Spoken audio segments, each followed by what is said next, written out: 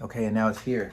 The Three Colors Trilogy in 4K, which I will say when I first started to get into movies, this was what was recommended to me at first, and I was like, nah, I don't think so. Because I just thought that their Unity or whatever, like I was just a young kid. I was not gonna watch movies that really didn't matter to me or anything like that at the time. I just think as like a rule of thumb, I just think you need to experience just a lot more before you watch like any sort of adult, like, not adult, but like just these films in general. Now there's some films that kind of transcend that and that you can just watch that from young to old, like Charlie Chaplin or anything like that. But I think that like most like art house films, right? I think you kind of have to experience a little bit more. And I'm glad that I did that instead of like just watching a bunch of movies that really probably wasn't going to matter to me whenever I was that young. But I will say that the three colors represents a fruitful time, a fruitful creativity time in Kieślowski's career because he went over to France to make these films.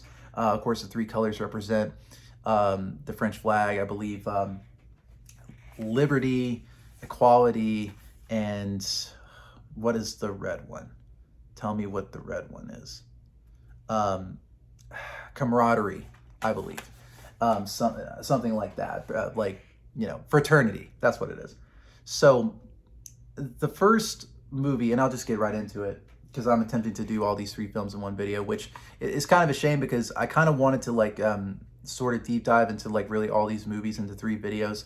But at this time, like, I just unfortunately can't do it. I have other responsibilities, but I will try to do my best I can on this. So I will say, so the three colors, will start off with blue. Essentially the movie about a mother who loses her family, her whole family in a car wreck, and her sort of rebuilding of her life and what her experiences are in that time frame. So Blue to me is one of Kieślowski's greatest masterworks. It is a must-see film. Go out of your way to watch it. Go on the channel and watch it instead of buying the very expensive 4K um, movie and such. I think that you should probably like go ahead and just try out all these movies before you do buy it anyway, but especially Blue because I do think that it is just a wonderful piece of filmmaking that there's some shots in here that I think are absolutely breathtaking and wondrous, and the story itself is extremely simple, but Binoche is such a powerhouse actress that she's able to convey all these moods and thoughts that is very hard to express into words. And I think that that's what gives Kieślowski his best. Like he's one of the greatest. I think he's one of the greatest filmmakers of all time, and it's because of Blue that I think that because sometimes when you talk about film, it's not enough that you talk about it, and that's why we have the medium, right? Because there's some things that and Kieślowski sort of gets mixed up with like this mysticism label that he has, that he's not very realistic, and it's sort of just like playing around with like time and fate and all these other things.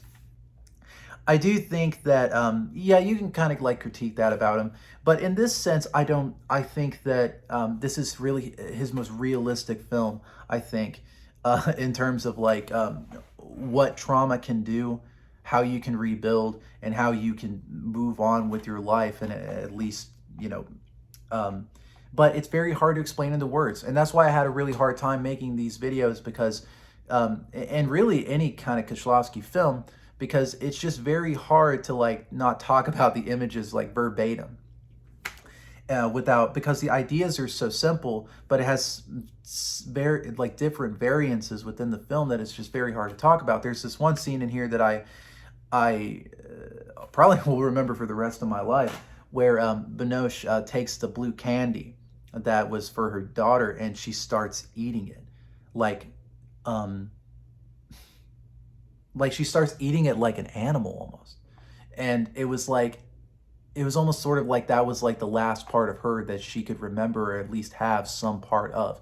And how can I I don't want to frame it. I don't want to like just keep it in my bag where it probably will melt in the sun or something like that. Like I want to eat it in the way that it was supposed to be made, that it was supposed to be thought out for. And in talking about that, it's like, okay, what does this really have to do with anything? But it's really like the idea of trauma and how we deal with it. Because traumatic incidences and traumatic visions that we may have after something happens to us, we can't really explain it. It's like when some people like can't take showers, for example, right? Because like something may have like happened to them in a sense where you don't want to take a shower because it will remind you of those bad times and you would rather take a bath instead. Or like you would change this sort of rewiring in your head of what a normal person would do, and you know what is correct, but you would rather do it in a different way because the pain is too deep. Or, because trauma can make, what I'm trying to say is trauma can make us do like very strange things. And I find it interesting that her character is also the father, well, her husband that was killed in the accident. She gives us this sort of, well,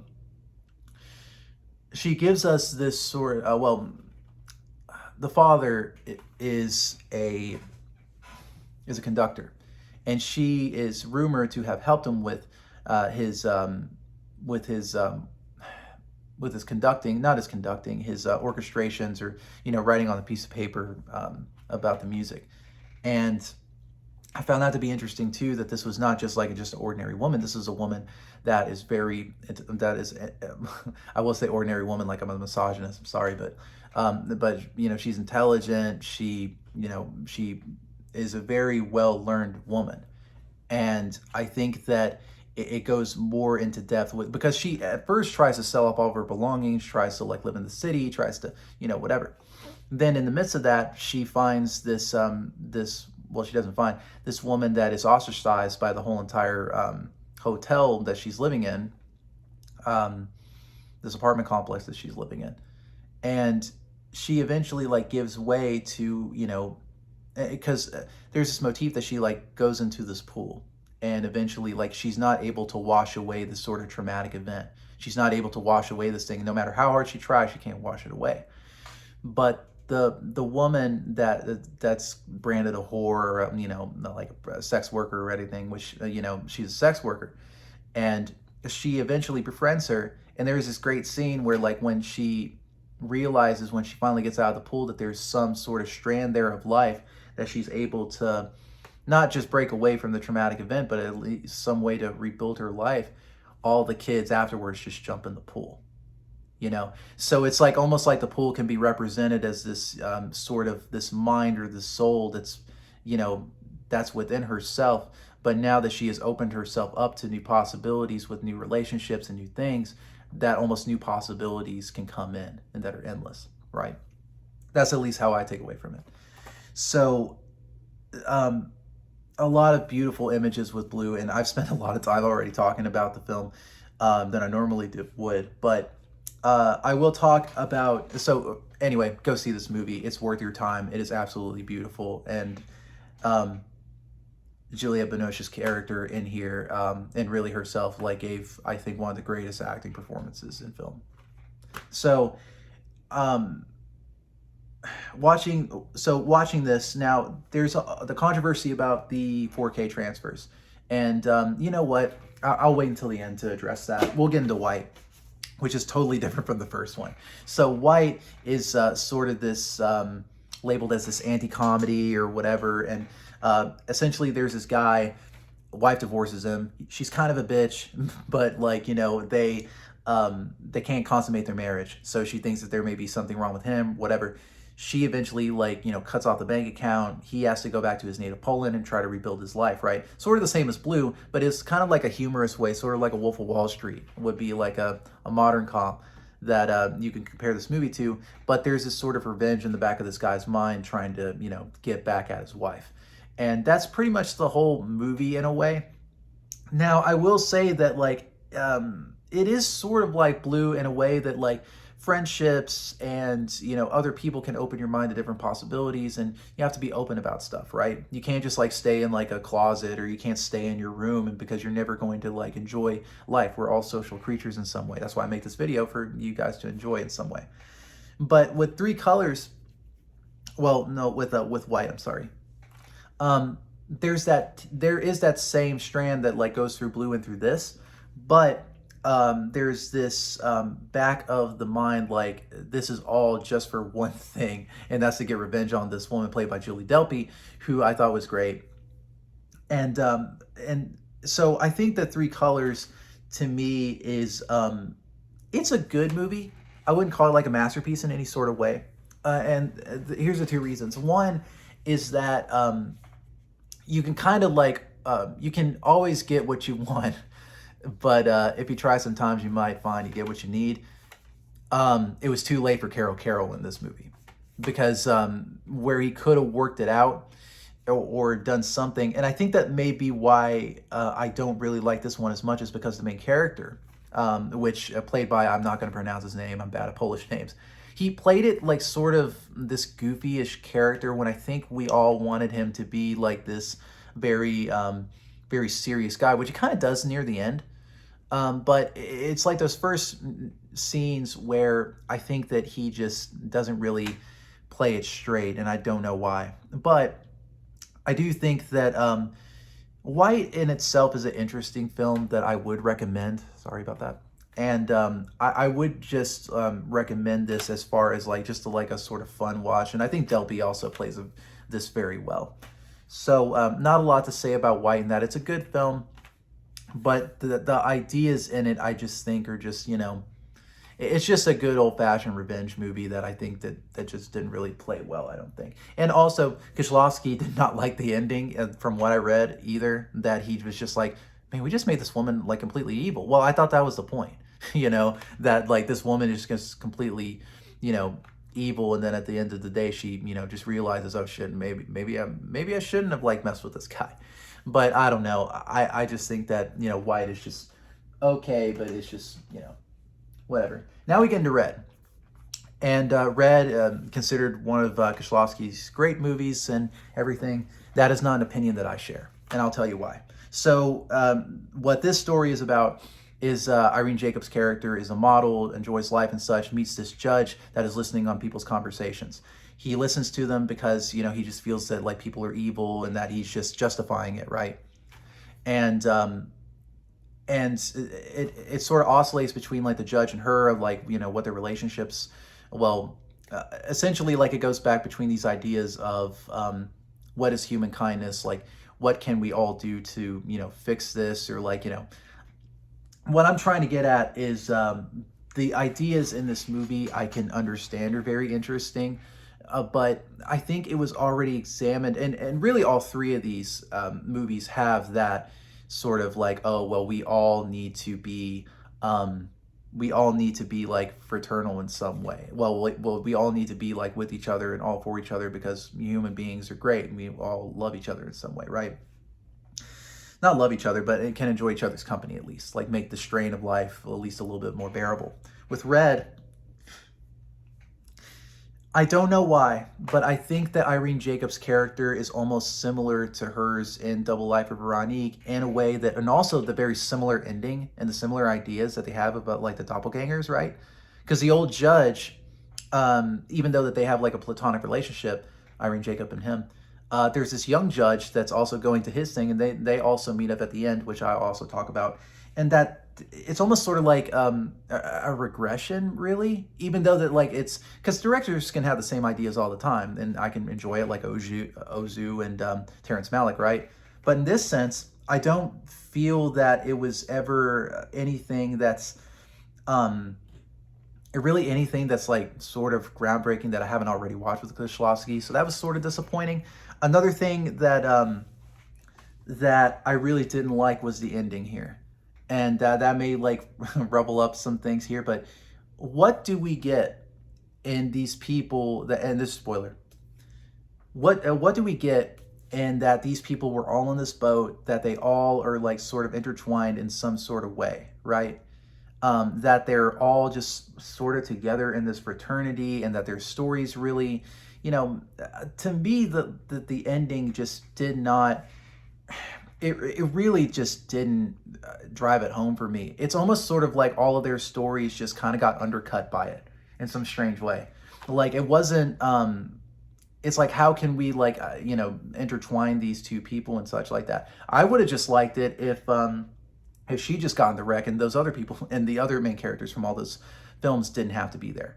But maybe it's like this idea of fate and purpose that Kieślowski wanted to like make aware within the film itself. 1 second before. Okay, it's not working. So as far as like the three colors go, I would say that red, and it's been lauded as Kieślowski's masterpiece and such. I don't believe that for a second. And I do think that Irene Jacobs' performance as well is just too goofy for me, especially in like the first, whenever she's like in horror, that like the judge is like listening to all these conversations. Maybe like maybe I'm just like too much of like I've seen it all, right? But I just thought that like her like her like her like horror like type of acting, where it's just like she like sees that like a head is like cut off in front of her or whatever like that. I just thought that it was just completely ridiculous in my opinion. But so I do think that red may be worth your time, but I do think that it's just a very disappointing end to like a great film career. So now the 4K transfers is something that I wanted to get into. It is very hard for me to talk about the 4K transfers without talking about the history. Miramax made a transfer, or at least color grading or whatever. That was like a lot more, but that was in DVD era and people kind of forgot about that. Criterion did theirs. It was a lot more paler, a lot more, straightforward. Not a lot of good, like, but I think it was like the aspect ratio was wrong. You can see a boom mic, whatever. I don't give a shit about that. But I thought that the color grading was just very straightforward, and I enjoyed the films as it was. The color grading on these 4Ks, I think, for your mileage on these films, are very... and that's the thing. I didn't think I would be like this kind of like, not harsh for like The Man Who Fell to Earth and these films, but I just felt that like, especially with Red, which I didn't really care much for the movie anyway, but watching... Irene Jacob when she like answers the phone, for example, right? And just that yellow piss color like just totally just eliminated her face, right? If you watch the Criterion version, her face is very clear, and it's it's a great introduction to the film. And it was totally lost in this version. And I thought that like, how did they let this happen? It's just like one scene, of course, because the rest of the film you can be like, okay, it's whatever. But in this case, I was just like, wow, I cannot believe that, that passed in a way. Because if I was watching the movie, I would just be like, what is going on here? Because the light in that scene really didn't illuminate her face like within the Criterion version. But they stated that on this, I think that the color grading was supposed to be like whenever it was actually like the theater prints when they first came out, yada, yada, yada. I think that for blue, the transfer was more, I can understand, like it was, the yellows played a lot more off of the blue very well. The same thing with white. I think it complemented it. But so those two I can understand. But the way that red was put out there, and that it almost seemed to be unnatural to me. And I don't care if it's like, back to, to the old DVD notions of color grading or whatever like that, or like how they used to be whenever they were first shown theatrically, which guaranteed like none of us really know except for the people that are making it, right? But I do think that the transfers on this, I think, will cause a lot of controversy, and I'm not the hugest fan of the grading here, because I think it's just like very Double Life of Veronique, like, piss yellow, which for that film it worked greatly. But for blue, which it worked good, white it worked okay, and red it was the worst out of all of them.